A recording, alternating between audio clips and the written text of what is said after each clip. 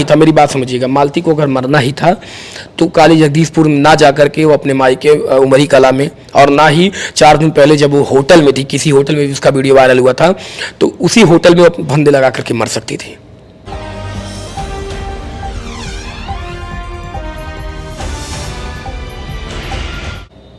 बात ये है, जैसे ये तो जांच का विषय कि कौन अपराधी, किसने खून किया, है तो बात की बात है, लेकिन कहने का मतलब है कि जो सामने दिख रही है, जो वो वीडियो बना करके, और जो लोग पूरे समाज के लोग, ये जग जाहिर है, उस पर तो कम से कम सरकार को एक्शन लेना चाहिए। प्रशासन किस तरह से काम कर रही है? अब उनके पिताजी के अनुसार देखिए, मुझे लगता है एक तरीके से देखिए 135 करोड़ की जनता है, और मुझे लगता है कि और हमारे हिंदुस्तान की पॉपुलेशन जिस तरीके से है, ना जाने दर्जनों केस, हजारों केस ऐसे पड़े हैं, तो हर चीज़ों पे थोड़ा सा कार्रवाई को प्रक्रियाओं के हिसाब से ही होता है। मैं यही कहूँगा कि सरकार से बस यही थोड़ा कहूँगा कि कानून के हाथ अगर इतने लंबे हैं तो थोड़े से और मजबूत करें, और मालती को न्याय दिलाने में थोड़ा सा सख्ती बरतें, यही मैं कहूँगा। लेकिन मैं ये नहीं कहूँगा प्रशासन को, क्योंकि प्रशासन ने तो भी बहुत जगह अपनी कामयाबी दिखाई है, ठीक है, थोड़ा वक्त लगता है, देर सही। सुलह समझौते के बाद आपसे मालती से कब बात हुई थी? लास्ट दिन वही जिस दिन वो काली जगदीशपुर जाने वाली थी उसके एक दिन पहले। क्या बात?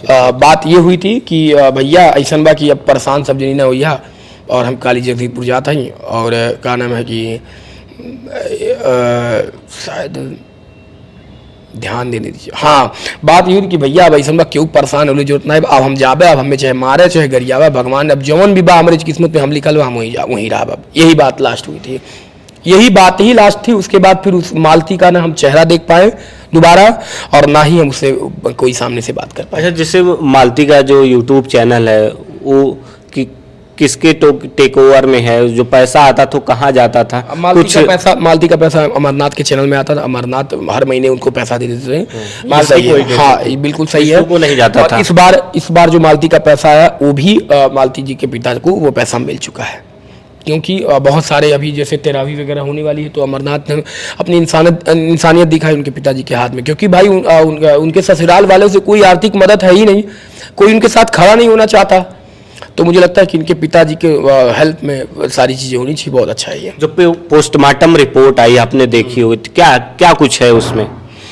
पीएम रिपोर्ट में ये है कि दम घुटने से मालती की मृत्यु हुई है, और बाकी और चीज़ें नहीं कंफर्मेशन दे सकते, क्योंकि वो जांच का विषय, जब तक वो चाहे वो वकील साहब हो या फिर थानेदार कोतवाल साहब हो, वही वो चीज़ों को क्लियर करेंगे।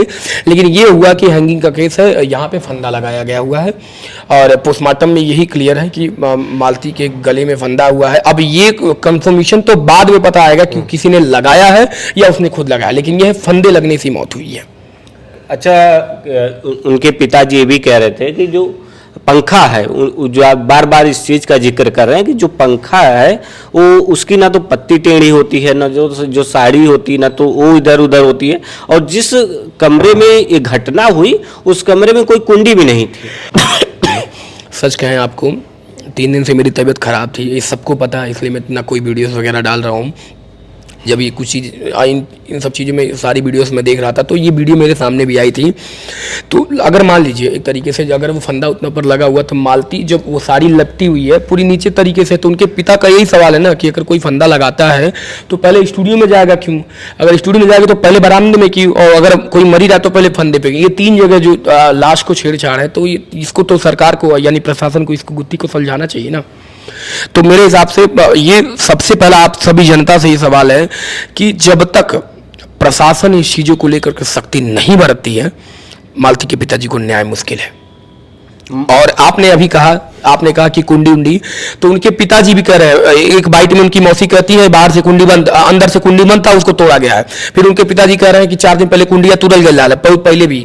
और विष्णु कहते हैं रात में हमारा मालती से झगड़ा हुआ था, और मालती कह रही थी हमके हमारा बुलेटवा और हमके अर्जुन दे दा, हम वो नहीं साथे रहा। तो आप बताइए, 5 तरह की 4 बयान है। अगर मालती को मरना ही था, मेरी बात समझिएगा, मालती को अगर मरना ही था तो काली जगदीशपुर ना जा करके वो अपने मायके उमरी कला में, और ना ही 4 दिन पहले जब वो होटल में थी, किसी होटल में उसका वीडियो वायरल हुआ था, तो उसी होटल में वो फंदे लगा करके मर सकती थी।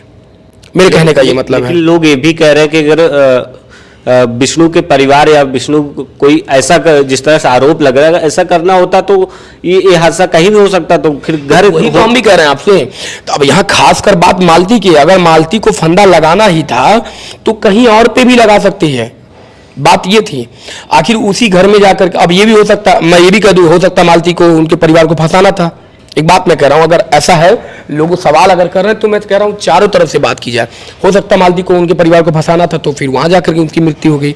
लेकिन ये भी तो सवाल उठता है ना कि मालती अगर मरी है, मेरे कहने का मतलब मालती अगर मरी है तो वहीं पे क्यों, वो कहीं और भी जाकर अपनी मृत्यु कर सकती थी, अपने आप को मार सकती थी।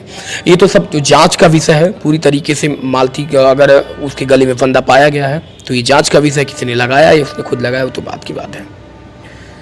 अब मालती के क्या 16वीं की तैयारी है क्या कुछ? हाँ बिल्कुल, 9 तारीख को है। और जितनी भी जनता देख रही है, जो भी यूट्यूबर मालती को प्यार करते थे, चाहने वाले थे, उनकी 16वीं में आए और भावपूर्ण श्रद्धांजलि दें।